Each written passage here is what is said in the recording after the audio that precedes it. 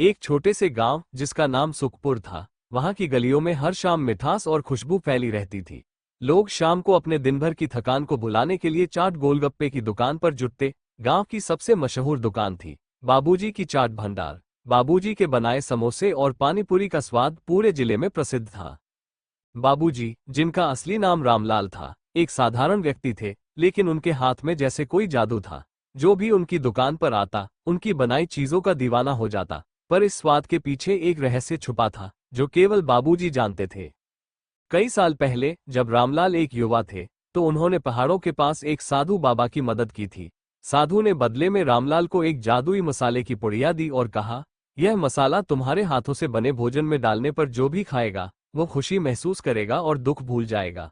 लेकिन याद रखना, इसका प्रयोग केवल दूसरों की भलाई के लिए करना।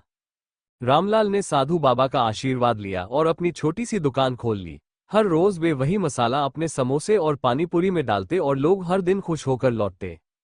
गांव में एक बच्चा था जिसका नाम मोहन था। वह बेहद गरीब था और अक्सर भूखा रहता। मोहन हर दिन बाबूजी की दुकान के बाहर खड़ा होकर समोसे और पानीपुरी को ललचाई नजरों से देखता। बाबूजी ये देखकर दुखी हो जाते और मोहन को खाने के लिए कुछ दे देते। मोहन जब भी बाबूजी का समोसा या पानीपुरी खाता, उसकी आंखों में एक चमक आ जाती। एक दिन सुखपुर में एक बड़ा व्यापारी आया। उसका नाम रतनलाल था। वह काफी घमंडी और लालची इंसान था। उसने बाबूजी के समोसे और पानीपुरी का स्वाद चखा और उसकी तारीफ करने की बजाय गुस्से में कहा, इसमें ऐसा क्या खास है, इसे मैं भी बना सकता हूं। बाबूजी मुस्कुराए और कहा, आप कोशिश कीजिए, लेकिन स्वाद केवल मन की शुद्धता से आता है। रतनलाल ने कई बार कोशिश की, लेकिन बाबूजी के जैसा स्वाद नहीं बना पाया। उसने गुस्से में बाबूजी को चुनौती दी, मैं तुम्हारी दुकान बंद करवा दूंगा। मोहन ने ये सब सुना और उसे बहुत गुस्सा आया। उसने सोचा, बाबूजी ने कभी किसी का बुरा नहीं चाहा, फिर यह आदमी उन्हें क्यों परेशान कर रहा है। उसने बाबूजी से पूछा, क्या मैं आपकी मदद कर सकता हूं? बाबूजी ने सिर पर हाथ फेरते हुए कहा, मदद तो ईश्वर की होती है बेटा, तू बस सच्चाई पर डटा रह। रतनलाल ने गांव वालों को अपने पास बुलाया और कहा, जो मेरे समोसे और पानीपुरी खाएगा, उसे मुफ्त मिठाई मिलेगी। लोग लालच में आ गए और रतनलाल की दुकान पर पहुंच गए। लेकिन जैसे ही उन्होंने समोसे और पानीपुरी खाए, उन्हें न तो स्वाद आया, न खुशी। उल्टा सबकी तबीयत खराब हो गई। बाबूजी ने अपनी दुकान पर सभी को बुलाया और उनके समोसे पानीपुरी खिलाए।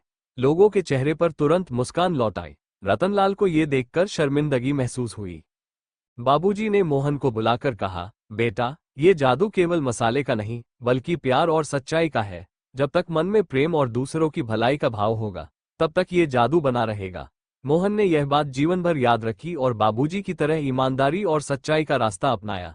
सुखपुर की यह कहानी सिर्फ एक दुकान की नहीं थी, बल्कि यह सिखाती थी कि खुशियां बांटने से बढ़ती हैं और सच्चाई के सामने लालच और झूठ कभी टिक नहीं पाते। अंत में बाबूजी की दुकान हमेशा की तरह चलती रही और मोहन ने भी उनकी विरासत को आगे बढ़ाया।